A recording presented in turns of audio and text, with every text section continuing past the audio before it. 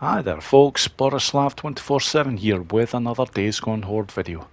And on this video I'm going to show you how to destroy 3 hordes together with ease. You can already see on the left side of the screen here the sagebrush horde. As I move the camera around, you're also going to see the Solomon Hill horde. Both of these hordes have to be in place before you can take on the 3 hordes that I'm going to destroy. The last one is the Mount Scott ski resort horde, but they are never a problem because they are always in one of 2 places where you will always get them easily. Right then folks, on to the action, and this is where it's all going to take place. This is where the 3 hordes are on the map. The Mount Scott ski resort horde, the Solomon Hill horde, and the Sagebrush Point horde. Those last 2, the Solomon Hill and the Sagebrush, must be in place before this will work. That's the Mount Scott just right below me, and yep, there's the Solomon Hill horde right over there. And I'm going to take the time to quickly point out that in order to get this done the way I do it, you must take out these hordes at night time, because if you try to do this during the day, the hordes simply won't be there, as these areas are their watering grounds and their feeding grounds. Right then, I'm very close now to the Sagebrush Point horde, and this is the first one that I want to get into the mix. And it's quite an easy affair to get this lot on board. Basically approach them from this direction, and then I'm looking to just lay down some gunfire and then take my time basically moving on to the next area. I don't want to be going too fast because I want to make sure that the entire Sagebrush Point horde is basically following me. Now, the Solomon Hill horde, not an issue. They are they're very near the water area, and obviously they're hearing the gunfire as I'm going past them, so yeah, they're all out and running. I'm still taking my time at this point. Yep, I can see that I've got those 2 hordes, and the last horde, the Mount Scott horde, yeah, they're in place. So this is how it's done. I want up here very quickly, the bike very close to that cliff area in order to get off on the right side of the bike quickly, and then you need to get over to this part of the rock face. And look at this, folks. Now, you have 3 hordes that every time they're getting near your position, they're basically flying off the edge of the cliff. And basically, any of them that actually survive the fall, and that's basically the ones that I'm not gunning before they actually hit the floor, they will simply start to run back up to the top of the hill area and start running back towards your position. So basically, once you have them in place like this, it is as easy as it gets. Despite the fact that you have 3 hordes combined, and they are 125 strong, so that is a 375 strong horde I am now facing, there is no danger whatsoever.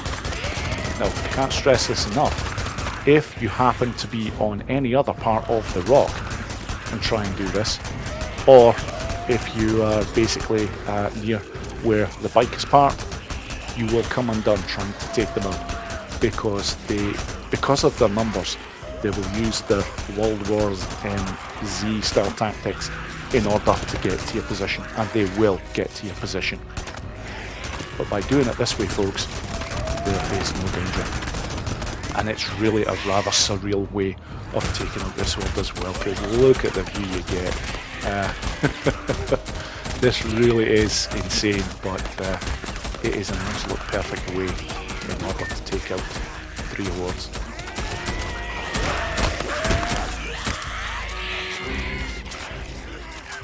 Okay, at this point I'm starting to hear a lot less in the way of noise from the freakers, and given now that their numbers are starting to appear to be very low, I think I'm pretty damn close to taking out these hordes. So there we go, that's the first one. That is the Solomon Hill horde.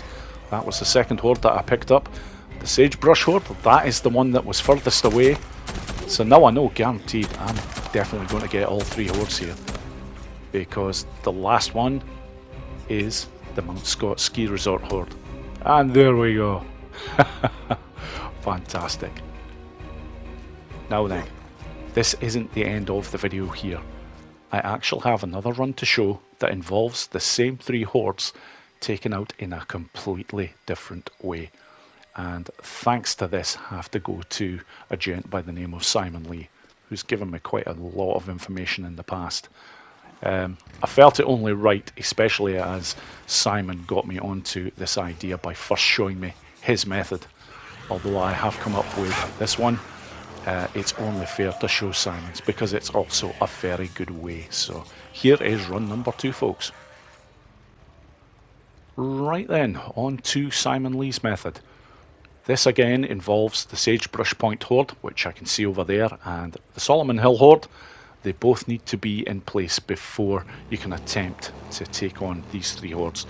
And I generally suggest when you're trying to make sure that you have all 3 hordes is to park in an area just like where I've parked and basically make sure every time that you have the 2 hordes. If they don't, just basically reload your latest save from that position and you will eventually get both of those hordes in place. But anyways, as it turns out with this one, the Mount Scott horde this time are actually at their feeding grounds. But it makes no difference because the feeding grounds are not very far away from the watering grounds. So from here, I'm trying to take it reasonably slow and I want to head over this way here. It just gives you a little bit more time in order to get the setup done for this. And do hang back a wee touch because a lot of the Mount Scott horde especially are coming across water, so they're going to be a tad slower. But for the fact that you now have 2 of the hordes bunched up, it's looking good. Now, here's where it starts to get a bit tricky, because the setup for taking out the horde this way is a lot more difficult than the setup for my run. You have to get basically to the top of this rock area using that very line, and then when you're up there, don't worry about the bike, just make sure that you stay on top because it is easy to come off from this position. And the first thing I will stress straight away is make sure the first thing you do is get a mortar in place. You want to be hitting these hordes very hard, and then after that you want to be making sure that your gunplay is on point. You really do need to be hitting these hordes hard because of the numbers, and you can already see that they're stacking up. A lot of them are quite close here. If you're not careful, 1 or 2 of them will reach your position. But as long as you keep strong with the gunplay, you should get the job done. And so far, this is looking pretty good. I'm at the stage now, I've definitely got the worst possible scenarios out of the equation, as in the ones that were close to me with the World War Z style tactics are no longer a threat because I've pretty much taken care of them. Now the numbers are smaller, now I can just get on with taking out the last of these 3 hordes. And now it does become an easy affair. I've got all manners of resources here. Although I'm choosing not to use grenades or pipe bombs, just to ensure that I don't get blown off that rock face. But as you can see, that's the first of the 3 hordes taken out doing it this way. And I'm pretty sure I'm going to get the other 2 very quickly afterwards because there's not many of them left now.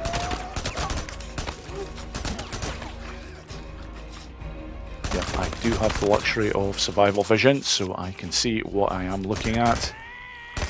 But really, if it gets to the stage that you're... Oh, holy shit. That's a screamer somewhere nearby. But that is the second horde taken care of. I was going to say, when you get to the stage where there is very little of them left, you can simply dive roll off this rock and take out the last ones if you prefer. I'm just going to stay up here for the hell of it and take out the last of them, and there we go. That is all 3 of them, folks, and chances are I'll get a few more freakers as well because of that screamer, because there will be more coming to this position. And where is that bloody thing? And there we go. Done, done, done, and screamer, done. The last thing I need to do is to get this bike off the rock face. Now, this actually becomes a tad problematic here because I am pressing the square button in order to get back on the bike, but what actually happens is I slide off the rock. Not a problem if this happens, this is how you get by this. basically go into the map, it'll ask you if you want to recover the bike when you put the cursor onto it, and then from there it will reset your bike, albeit quite a long way from where I am, and you simply have to go and recover it. So there we have it. That is 2 very good ways in order to take out 3 hordes at the same time. It's basically a case of choose your poison. Personally, I do think the first method, which is mine, is an awful lot easier to set up, and it is an awful lot safer once you're in position. But Simon's is also a very good one to use as well, folks. So thank you so much for watching, and I hope you all enjoyed the video.